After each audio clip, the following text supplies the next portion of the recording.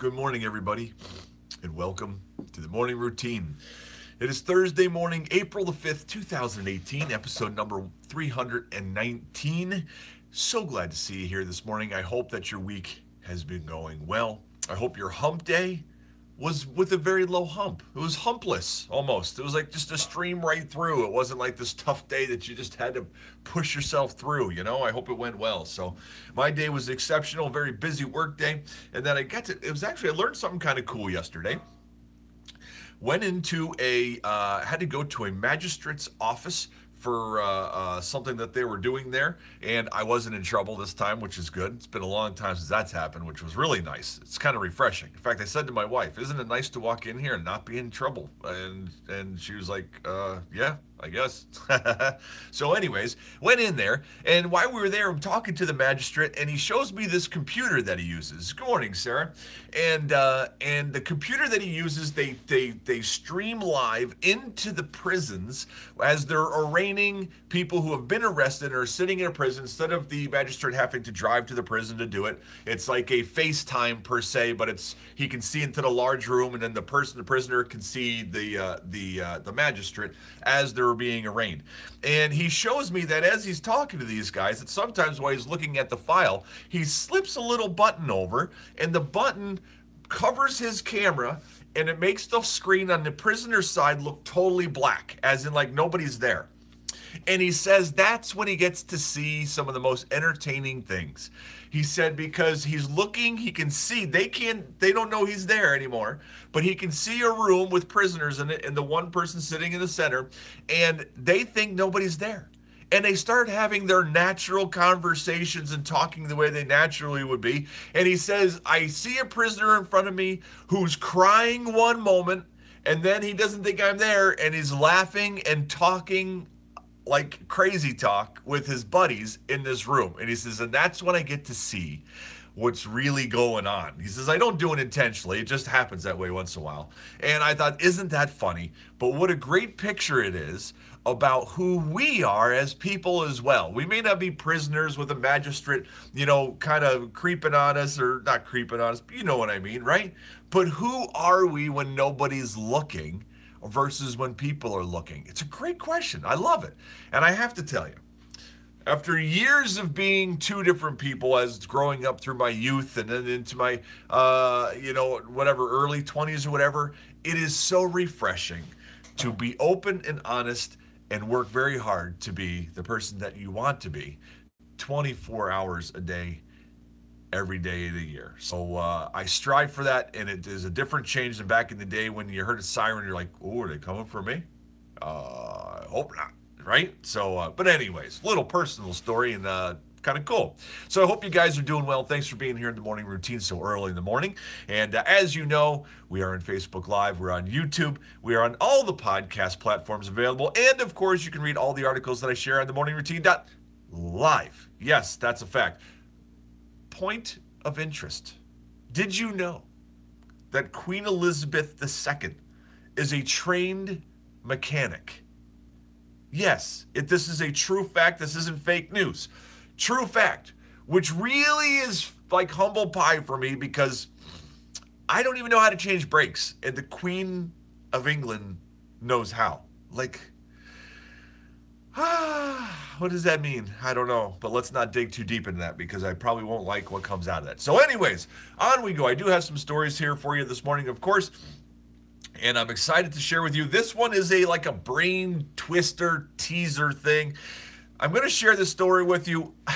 It might be fake news. I'm not sure, but it brings about an interesting point or two or three. So this article is out of Boing Boing by Jason Weisberg, which just the name of the website makes me think, is this like, I don't know, like The Onion, or is this real news? I don't know. But anyways, so a prominent Orthodox rabbi in Israel, this is one rabbi in this story, even if it's real, okay, let's go, just stick with me here. A prominent Orthodox rabbi in Israel said that meat from a genetically cloned pig would be kosher for consumption by Jews, including when eaten with dairy products. Now, let's stop right there. First off, pork products are never kosher. ever. There's no exception. Doesn't matter if it's bacon, if it's a pork chop, a ham, it's not kosher. Second, it's never kosher to eat meat and dairy at the same time together. That is never kosher. So, for an Orthodox rabbi to say that a pig would be kosher even when eaten with dairy products is like, wait a minute, what? Let's read on. Rabbi Yuval Shirlo says that cloned meat is not subject to the rules that apply to the consumption of regular meat. Cloned meat produced from a pig shall not be defined as prohibited for consumption, including with milk. Talking about meat that is grown artificially in a laboratory from the cells of a pig rather than meat produced from a live pig. Cell of a pig is used and its genetic material is utilized in the production of food. The cell, in fact, loses its original identity and therefore cannot be defined as forbidden for consumption. Now, first off, like I said, don't take this to the bank. This is one rabbi, supposedly. I have not fact-checked this thing at all. I'm just sharing an article with you. I find it interesting, though, if it is, because it brings about a great thought, though, that if it's cloned pig, is it really kosher? And isn't it so like us to try to find the loophole to get to do something that we really shouldn't do? Now, this is just an example of that, if it's even real, right? Like, we're like, well, technically, if I'm speeding 7 miles or less over the speed limit, then they won't pull me over, so technically I'm not speeding. Sounds like this, right? I mean, we do it all the time, so it's very interesting. So whether it's reality or not, I don't know. But yes, Sarah, I agree. First off, when you talk about genetically modified meat, sounds weird to me. When they talk about laboratory grown beef, yeah, I'd rather eat a veggie burger, man. And not even into the veggie burger thing, but I'd rather. So would you rather? There you go. That's a great would you rather question. So anyways, on we go. Next story, guys. Let's see here. Where is my place? Oh, the next story. This is interesting. Somebody said this to me recently about in a hospital as well, and I was surprised. This is out of Wired magazine. The title of the article is called The Yelp Effect. Yelp is where you can go online to get online ratings and things like that. The Yelp effect of patient surveys is making us sick. Interesting. Each year, antibiotic resistance sends more than 2 million Americans to the doctor. Resistance develops because bacteria gets the chance to adapt to antibiotics, which can happen when physicians prescribe the drugs for viral infections they can't change, or when doctors prescribe the wrong antibiotic. A first ever accounting of the cost of antibiotic resistance in the United States estimates that the resulting drug resistance infections forced the country to spend an extra $2.2 billion on healthcare. This is for the cost of drug resistance, okay? Now, why do doctors continue to prescribe antibiotics inappropriately? Well, connect the title, The Yelp Effect, right, with patients rating doctors and medical institutions. Doctors feel pressured by what patients may say about them after their visit. The fear of bad patient satisfaction scores or negative reviews on online sites like Yelp drives doctors to provide care that patients don't actually need. This makes sense. You think about it. You're sick as a dog. You go to the doctor. You're like, doctor, fix me. Whatever it takes, fix me. The doctor says to you, listen, you have I don't know the medical stuff, viral infection. You'll be okay. There's really nothing we can do. Just go on home and get some rest. You walk out the door going, I feel like crap. He did nothing to help me. You tell all your friends, you go online and you rant and you rave, you hit social media, #DoctorStink, right? Or you go in and he says, you've got a viral infection, and he thinks in his head, there's nothing I can do for you, but here's a prescription, and take this for 5 days. And you go, oh man, my doctor's awesome. He gives me stuff, makes me feel better, right? That's what's going on with doctors today and antibiotics. They're prescribing them like crazy. I heard the same thing in hospitals, that some doctors and nurses get their pay is based on reviews and ratings on what they do when the hospital does their little sheets. that they can actually make more or make less money. And so they're doing things that not necessarily are helpful, but will give them a good rating. So, in all fairness, when you go see your doctor, really ask them a question. Will this actually help? Do I really actually need this or what? Because you don't want to take extra stuff and then you get an immunity to your antibiotics. So, moral of that story, there you go. So, last little story that I have for you is from TheVerge.com. This has to do with Craigslist. Craigslist will no longer display personal ads after passage of a sex trafficking bill. Yes, Craigslist has always been known for a big section of personal ads. It's one of the things that grew them so large. Craigslist will no longer display personal ads on its website after the Senate voted to pass the Stop Enabling Sex Traffickers Act. The bill means websites will be held liable for hosting sex trafficking content. It will also make it easier for victims of sex trafficking and prosecutors to sue companies that fail to keep exploitative content from their websites. The company said it did not want to jeopardize its business by continuing to accept personal ads. Of course, the internet went crazy and there's big outrage that they're taking that off of there because people loved using that, I guess. But they're being smart and it's not worth the risk, as they said, to their whole business in order to enable people to use it for the wrong purposes. Way to go, Craigslist. I'm sure that was a tough choice since it was part of your business. Good for you. So on we go, guys. Let's go check out some Google Trends. The top 10 most searched things yesterday on Google. Number 1, Barcelona. That's the soccer team. Number 2, Liverpool. Number 3, Tony Finau. He's a golfer. Number 4, Carrie Underwood. Number 5, vending machine Fortnite. Ooh, where to find all the vending machines in Fortnite? I'm going to have to read that article as I'm playing Fortnite. As market research, let's be clear, it's just marketing research. That's all. Yes. If I'm going to share stories, I have to know a little bit about the subject matter. Yeah.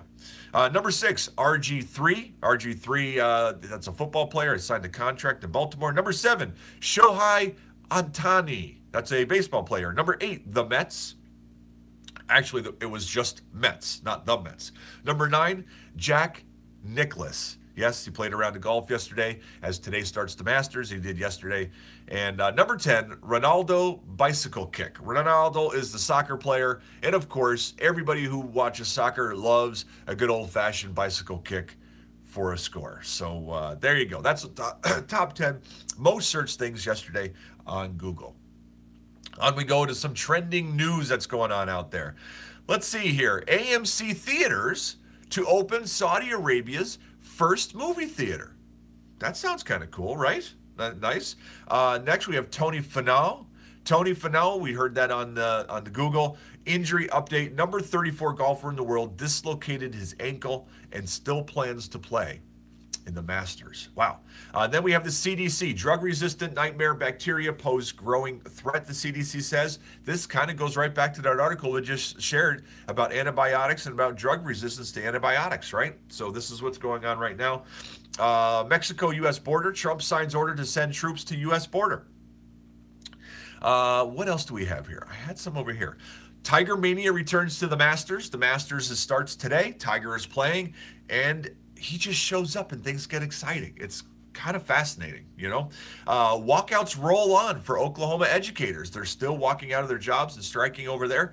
Snow is supposed to blow across the Midwest and the East Coast. Yes, that's actually going to happen. And then a shot of nostalgia. MTV serves up Jersey Shore reunion. And last but not least, listen to this, guys.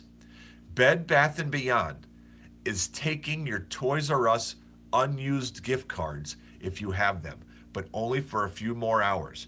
It expires at 11:59 p.m. tonight. If you take your unused Toys R Us gift cards to Bed Bath & Beyond, they will actually exchange it for a Bed Bath & Beyond gift card. So important news if you have one of those Toys R Us cards and it went unused. So let everybody know that's where they go with those things. So that is what's our trending news today, guys. Let's move on to a passage of wisdom. Slow things down a bit here. Today's passage is a good one. They all are good, right? I mean, some are more challenging than others. This one, I love this one. This one is very encouraging for each and every one of us who strive to be the same person day in and day out and avoid temptation and things like that. This is 1 Corinthians chapter 10, verse 13. No temptation, no temptation, not some temptation, not one, no temptation, that's an absolute. No temptation has overtaken you except what is common to mankind. You have never been tempted by something that's only you. Never sit there and say, why me? It's common to mankind, okay? And God is faithful. He will not let you be tempted beyond what you can bear. But when you are tempted, he will also provide a way out so that you can endure it. See, God is not the one who does the tempting. God is the one who's there and provides a way out, holds our hand, shows us love and grace, guides us through the storm, and protects us and leads us forward. This is an important fact to realize because a lot of us can look at, why is God doing this to me? Why? Oh, why?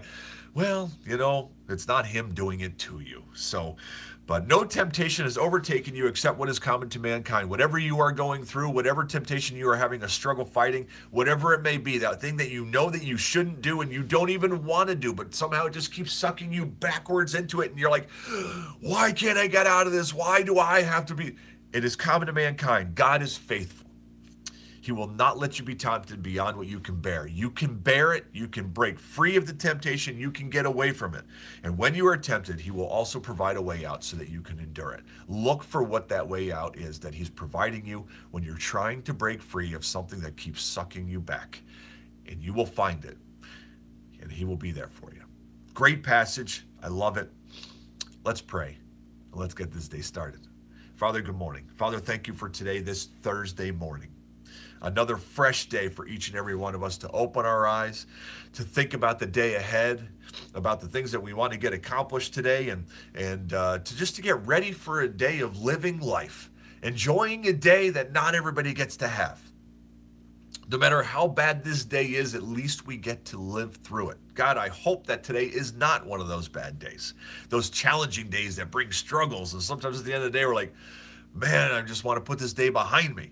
Father, help us embrace those days, even as hard as they are. Hardship will come. Help us have a different perspective and see past that. Some days we know, Father, are just overwhelming. Be with the people today who have an overwhelming day. Wrap your arms around them. Show them the love that you have for them. Protect them so that they can keep their eyes fixed on you, even in the midst of a storm that may come their way. Father, we celebrate the victories and the blessings that you've put into our life. We celebrate that after tough days, we can move on the next day. Sometimes that day that just is like, man, this is amazing. It's the ups and downs of life. And that you are there with us every step of the way. We thank you for protecting us in the face of temptation, providing a way out. Help us to break free of the things that keep sucking us backwards, whatever it might be. We thank you for your protection. Amen. And that, my friends, is a wrap to the morning routine. Thanks for being here today, guys. I hope you guys have a fantastic day. Hope it's very productive. Hope today is a great day for you. And until tomorrow, on Friday, when we meet again, don't you forget that today is a perfect day. Not just an okay day. It's a perfect day to be exactly who it is that you were meant to be. I love you guys. See you later.